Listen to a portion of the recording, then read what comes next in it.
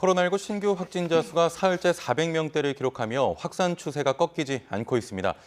감소세를 이어가던 코로나19 환자가 다시 증가 조짐을 보이면서 정부는 사회적 거리두기 단계 조정을 앞두고 막판 고심을 거듭하고 있는데요.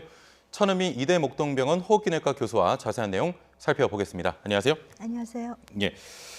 자, 어제 신규 확진자는 458명, 전날보다 소폭 줄긴 했지만 사흘째 400명대를 기록했습니다. 코로나19가 주초까지도 완만한 감소세를 좀 보이면서 일주일간 국내 평균 확진자 수가 300명대까지 떨어졌는데 다시 400명대로 좀 올라선 겁니다. 현재 추세를 좀 어떻게 봐야 될까요? 네, 완만하게 감소세를 보이다가 최근 일주일간 정체를 하면서 약간 확산이 되는 그런 상태인 것 같습니다. 예. 계속 수도권에서 대부분 많은 확진자가 나오고 있지만 지방에서도 보면 공장이라든지 이런 학원이라든지 교회 이런 곳을 통해서 산발적으로 집단 감염이 나오고 있습니다. 예. 이 말은 지역사회 감염이 조금씩 확산이 되고 있다는 증거라고 생각되고요. 재감염 생산 지수도 조금 늘어나고 있고 여러 가지를 고려하면 앞으로 설까지가 대단히 중요한 시기가 될 것 같고 설 연휴의 확산세 상태를 봐서 거리두기가 조정되어야 할 것 같습니다. 예. 지금 말씀하신 대로 수도권에서만 발생 환자가 300명을 넘었고 서울은 2주 만에 처음으로 150명을 넘었습니다. 최근 교회나 음식점 등의 그 방역 수칙을 일부 완화하면서 확산세가 좀 커지지 않을까 우려도 나오는데 어떻게 보십니까? 아무래도 이 개인 간의 감염이 가장 큰 요인이 될 수 있습니다. 이용이 제한이 좀 풀렸기 때문에 아무리 우리가 조심을 하더라도 카페나 식당이나 이런 곳에서 마스크를 벗게 되죠. 그래서 일본 같은 경우는 묵심이라고 그러니까 말을 하지 않고 식사를 하는 거죠. 예. 그러니까 항상 제가 부탁을 드리는데 식사를 하기 전후에 대화를 통해서 감염이 많이 되거든요. 그러니까 우리도 좀 불편할 수는 있지만 식당에 가서는 식사를 하기 전후에 반드시 마스크를 쓰고 예. 식사할 때는 최대한 말을 하지 않고 이러한 이제 캠페인을 좀 벌리는 것도 이번 설 연휴에 많이 도움이 될 것 같습니다. 예. 그리고 특히 이 코로나19는 무증상 감염자에서 확산이 많이 됩니다. 이번에 일부 그 센터 같은 데 이런 데를 보셔도 젊은 학생들 같은 경우는 거의 대부분이 무증상이거든요. 그 무증상 감염자가 감염을 시키고 집단 감염이 된 상태에서 발견이 되기 때문에 우리가 항상 증상이 없더라도 마스크 착용 가장 중요한 요인이라고 생각합니다. 예. 자, 그 정부는 당초 어제 거리두기 조정 방안을 발표할 예정이었는데요. 내일로 발표를 연기했습니다. 오늘 오전 전해철 행정안전부 장관의 발언 듣고 오겠습니다. 전문가들을 비롯한 현장의 다양한 의견들을 종합적으로 고려하여 단계 조정에 관한 사항을 결정하되 명절을 앞둔 시점에서 혼선이 없도록 결정된 사항에 대해서는 그 내용을 국민 여러분께 충분히 설명드리도록 하겠습니다. 네, 정부는 주말 상황까지 보고 내일 오후에 거리두기 완화 여부를 발표할 예정입니다. 자, 일단 환자 발생 통계는 여전히 2.5단계 기준에 좀 머물러 있는데 어떻게 해야 한다고 보십니까? 지금 2.5단계의 기준이죠. 그런데 이번 주 말하고 다음 주가 이제 설 연휴 전입니다. 예. 분명히 많은 사람들이 이동을 할 것이고요. 그 과정에서 이런 무증상 감염자의 접촉이 있을 거라고 생각을 합니다. 물론 지방으로 내려가시는 분들도 있겠지만 수도권에 있더라도 이 리조트나 호텔 같은 곳들이 거의 만원 사례로 되어 있는 거죠.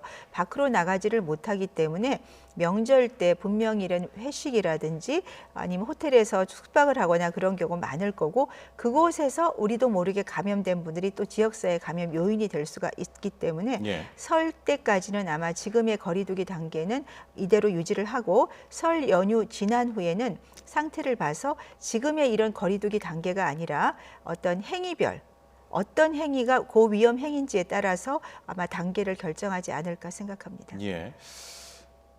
지금 설까지는 현재 수준을 좀 유지하는 것이 좋겠다 이렇게 말씀하셨는데 음식점 영업시간 제한이라든가 사적 모임 또 5인 이상 금지 같은 방역 수칙을 조금은 완화해달라 이런 목소리가 계속 이어지고 있거든요. 어느 정도는 좀 완화해도 괜찮지 않겠습니까?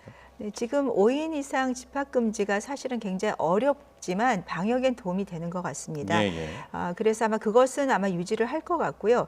하지만 이제 시간 제한을 조금 완화를 하는 거는 만일에 설 연휴에 확실하게 감소세가 된다면 한 10시까지 연장하는 것은 좀 풀 수 있다. 왜냐하면 우리가 그러니까 식사를 할 때 9시까지 하다 보니까 대부분 식사를 못 하시는 경우가 많아요. 예, 그래서 예. 한 2시간 정도 제한을 해주고 그럼 8시에 오시면 10시까지 식사를 할 수 있고 카페 같은 경우도 누구를 기다리거나 어떤 그런 경우에 카페에 10시까지 계시지만 마스크 착용만 잘하면 우리가 유지를 할 수 있고 또 실내 체육시설 같은 경우도 우리가 시간을 조금 연장을 해주면 조금 이런 밀도를 조금 낮출 수는 있습니다. 예. 그렇지만 고위험 시설에 대해서는 당분간은 정부에서 재정 지원을 해주고서 조금 그거는 집합금지를 하는 것이 필요할 것 같습니다. 예, 알겠습니다.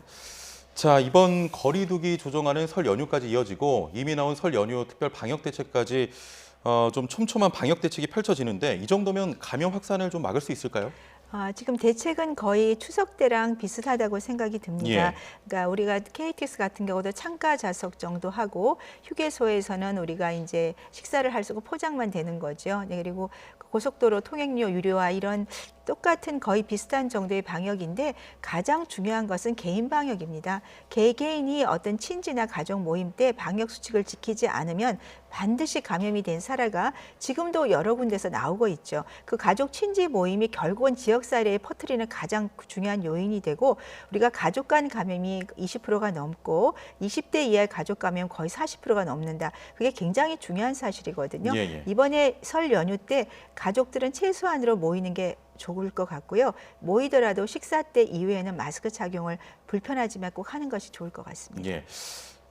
아무리 좀 대책을 내놓더라도 아무래도 설 명절인 만큼 가족과 친지들이 또 모이고 네. 대규모 이동이 좀 예상이 되는데 지난 추석 때와 비교할 때 어떤 점을 특히 좀 조심해야겠습니까?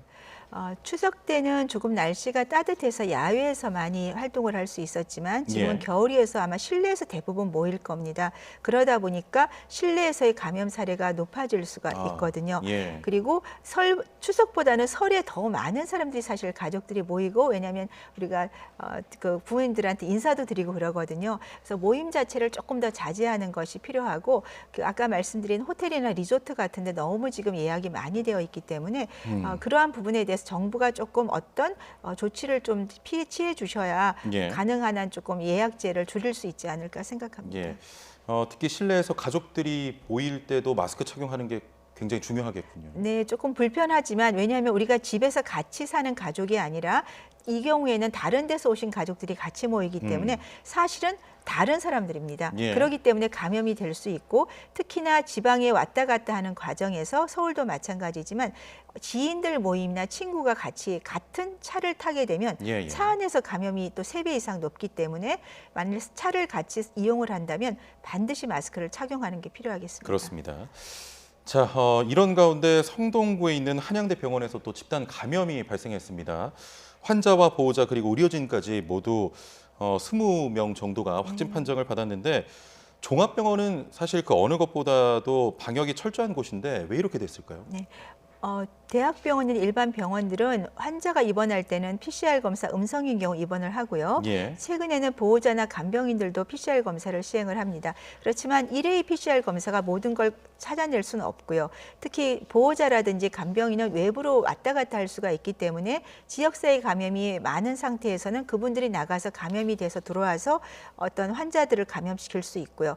또 간병인 같은 경우에는 간병인들이 모여 있기 때문에 간병인끼리 또 서로 감염을 시킬 수가 있습니다. 예, 지금도 보면 의료인보다는 보호자, 간병인, 환자가 감염이 많이 됐거든요. 그중에 이제 의료인도 감염이 됐기 때문에 지금 말씀드린 대로 이 확진자를 병원 내에서 줄이기 위해서는 정기적인 PCR 검사를 시행하는 것이 필요하지만 가장 중요한 것은 우리 간병인이나 보호자들이 외부 출입을 할 때는 방역 수칙을 잘 지키는 것이 제일 중요합니다. 예. 지금 방역 당국은 감염이 발생한 병원 15층에 대해서 코호트 격리, 동일 집단 격리 조처를 내렸는데 현재 또 전수 검사가 진행되고 있다고 합니다. 추가 확산 우려 어떻게 보십니까? 병원 내에서는 가끔씩 이런 의료진이 감염이 되는데요. 대부분 의료진들은 마스크를 쓰고 있기 때문에 감염 확산이 많지는 않습니다. 예. 도리어 간병인들이나 환자의 감염은 좀 나올 수가 있기 때문에 지금 전수검사가 들어갔다고 합니다. 전수검사에서 지금까지의 병원 사례를 보면 다른 집단 감염보다는 확산세가 적기 때문에 경과를 좀 지켜봐야 될 것 같습니다. 예. 자, 또 하나의 우려 상황인데요. 서울역 광장 희망지원센터에서 발생한 노숙인 집단 감염도 현재 계속 확산을 하고 있습니다.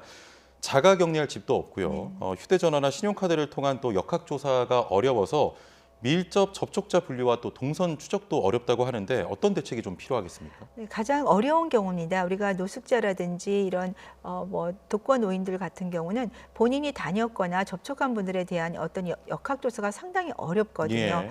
그래서 가능한 한 이 센터에 있던 분들은 전부 다 전수검사를 하거나 아니면 찾아가는 서비스를 해야 됩니다. 우리가 노숙인들이 많이 모여 있는 것을 정부 당국에서 역학조사를 나가서 거기서 PCR 검사를 주기적으로 시행하는 방법 외에는 저는 큰 다른 방법보다는 그게 가장 좀 유용할 것 같고요. 왜냐하면 예. 이런 분들은 굉장히 면역이 약한 분들이 많으세요. 그러면 코로나 걸리게 되면 사망률이 높아질 수 있기 때문에 그러한 점을 그분들한테 잘 설명을 드려서 주기적으로 선별검사소라든지 보건소를 통해서 검사를 권유하는 것도 한 방법일 것 같습니다. 예, 알겠습니다. 자, 지금 꾸준히 확진자가 나오고 있는 곳인데요. IM 선교회가 운영하는 대한교육시설 관련 이야기입니다. 집단 감염으로 확산되기 일주일 전에 또 차단할 기회를 놓쳤다 이런 지적도 나오고 있는데 역학조사에 허점이 있다고 보십니까? 네, 이 경우에는 사실 24일에 처음 확진자가 나왔다고 하지만 그중에 한 명이 10일에 이미 대전 그곳에 있었고 15일 날 인천까지 왔습니다. 그러니까 예.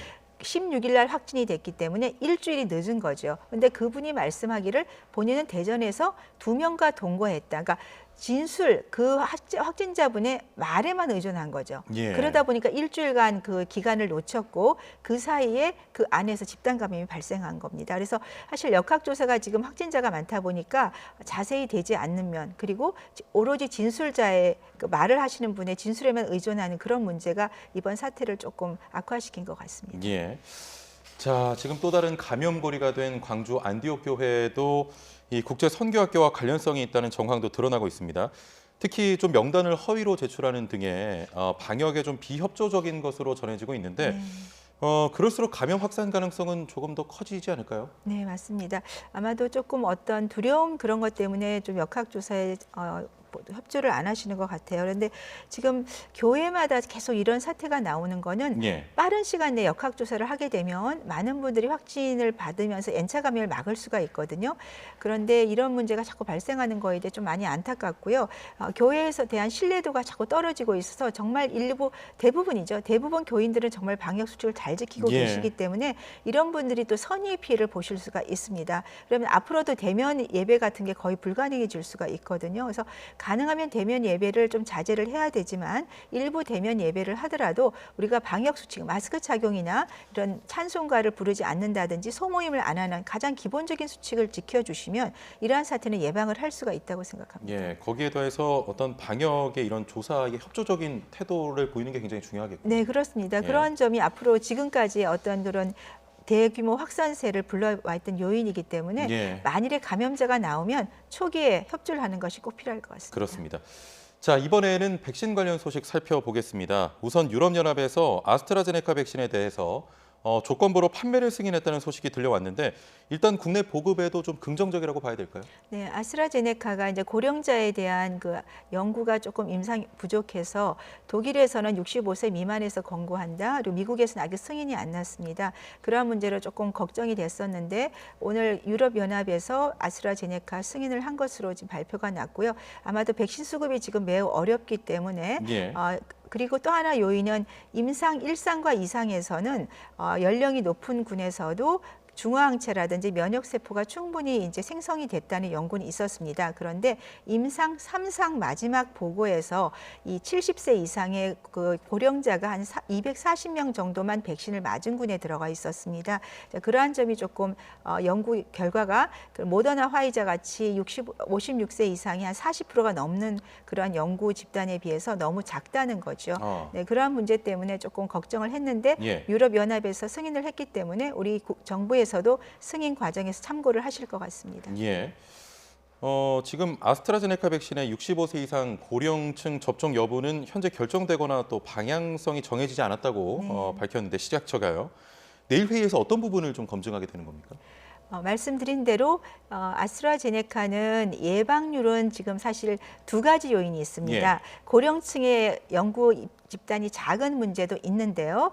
용량에 따라서 예방률이 달랐어요. 그러니까 56세 미만에서 저용량을 처음 해주고 절반을 처음 해주고 그다음에 전체 용량, 표준 용량을 쓴 경우가 90%가 나왔고요. 예. 그리고 이게 6주 이내, 8주 이내에 접종한 경우와 8주 이후에 접종한 경우 간격을 다르게 한 경우에 예방률이 다릅니다. 그러니까 6주 이내에 접종을 한 경우에는 53%가 나왔고요. 6주 이상의 간격을 둔 경우에는 65%가 나왔습니다. 저는 개인적으로 이런 간격이라든지 용량에 대해서 정부가 어느 걸 선택을 해서 접종을 할지가 저는 더 고심할 문제라고 생각을 합니다. 예. 지금 사실 아스트라제네카 그 백신 접종을 두고 그 고령자의 대상 그 효능이 확인되지 않았다. 그래서 지금 독일 정부의 경우에도 65세 미만만 접종을 권고했는데 네.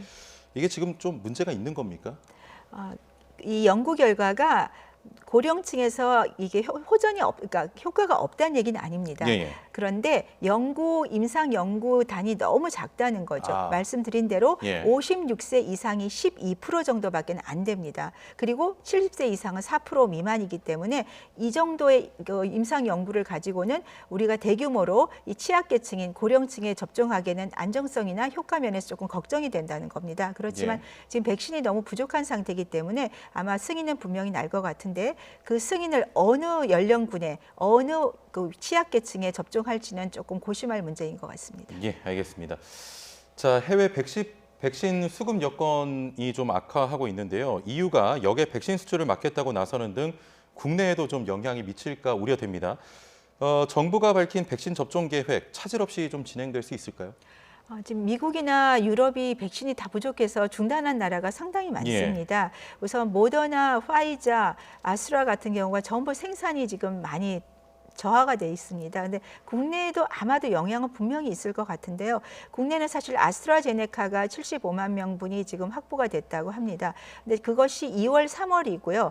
우리가 사실은 5월 2분기부터 지금 조금 더 아마 접종을 할 수 있을 것 같고 1분기에는 들어올 백신이 조금 아직 안정적으로 들어오긴 어려울 수도 있을 것 같아서 정부 입장에서는 외교적 노력을 해서라도 지금 빨리 최대한 백신을 확보를 해야지만 백신을 기다리고 있는 국민들 입장에 부응을 하실 수 있을 것 같습니다. 예, 지금 조금 차질이 우려된다고 말씀을 하셨는데 이렇게 되면 11월 집단 면역이 가능하겠습니까? 최대한 빠른 속도로 5월부터 정부가 계획한 대로 접종을 하게 되면은 저는 할 수 있다고 생각합니다. 그래서 5월, 6월, 7월 2분기와 3분기에 걸쳐서 전 국민 접종이 이루어진다면 늦어도 11월까지는 집단 면역을 형성할 수 있습니다. 예. 특히 모더나 백신이 mRNA 방식이라는 게 생산을 좀 어렵게 하는 이유라고 하는데요. 다른 백신과 어떤 차이가 좀 있습니까? 이 RNA 백신은 새로운 기술로 만든 거기 때문에 국내에는 이 백신을 만드는 플랫폼이 없고요. 그리고 다른 나라들도 이걸 갖고 있지 않습니다. 그래서 위탁 생산이 아직 되지를 않는 거죠. 아스트라제네카 같은 경우는 국내에서 위탁 생산을 하고 있고 벨기에라든지 인도에도 위탁 생산을 하기 때문에 대량 생산이 가능합니다. 그래서 새로운 신기술이기 때문에 지금 위탁 생산이 어렵기 때문에 힘든 것으로 알려져 있습니다. 예. 자, 지금 WHO가 현재 시중에 나와 있는 코로나19 백신들이 임신부에게 좀 안전한지 여부가 임상시험을 통해 확인되지 않은 만큼 임산부 접종에 좀 신중해야 한다 이런 의견을 내놓았습니다. 백신 부작용을 회피하다 감염 위험을 높일 수 있다 이런 반대 의견도 있고요. 어떻게 보십니까? 네, CDC와 WHO가 조금 상반된 의견이 있었는데요. WHO가 다시 CDC 의견에 약간 동의하는 쪽으로 바꿨습니다. 원래 이 RNA 백신 같은 경우는 모더나에서 지를 통한 동물 실험을 시행을 했는데 부작용이 전혀 없었다고 합니다. 그리고 RNA 백신은 이게 바이러스가 살아있는 것이 아니거든요. 그렇기 때문에 몸에 들어와서 병을 유발할 염려가 없고 DNA 핵이 아니기 때문에 RNA는 세포에서 파괴가 됩니다. 단백질을 생성해서 DNA에 결합할 위험도 없기 때문에 지금처럼 코로나가 만연해 있는 상태에서는 임산부들이 굉장히 고위험군에 속하고요. 아이들도 미숙아가 나올 수가 예. 있습니다. 그래서 반드시 맞는 것이 좋다는 권고고 물론 맞기 전에 의료진과 반드시 상의를 하셔야 됩니다. 또 하나의 장점은 이 코로나에 걸렸던 임산부가 아이를 낳았을 때 그 아이가 항체를 가졌다는 보고가 있습니다. 이 말은 백신을 접종하게 되면 그 백신 항체가 우리가 아이에게 전달이 될 수 있다는 의미이기 때문에 우리가 태아뿐 아니라 출산 후에도 그 아이가 어떤 항체를 가질 수가 있는 장점이 있습니다. 그래서 우리가 개인적으로 어떤 그 병원에서 근무하는 임산부라든지 아니면 어떤 동반 질환이 있는 임산부 같이 고위험군에서는 백신 접종을 조심스럽게 권유하는 것이 필요하다고 생각합니다. 예, 알겠습니다. 자, 지금까지 천은미 이대목동병원 호흡기내과 교수와 말씀 나눠봤습니다. 오늘 말씀 감사합니다. 감사합니다.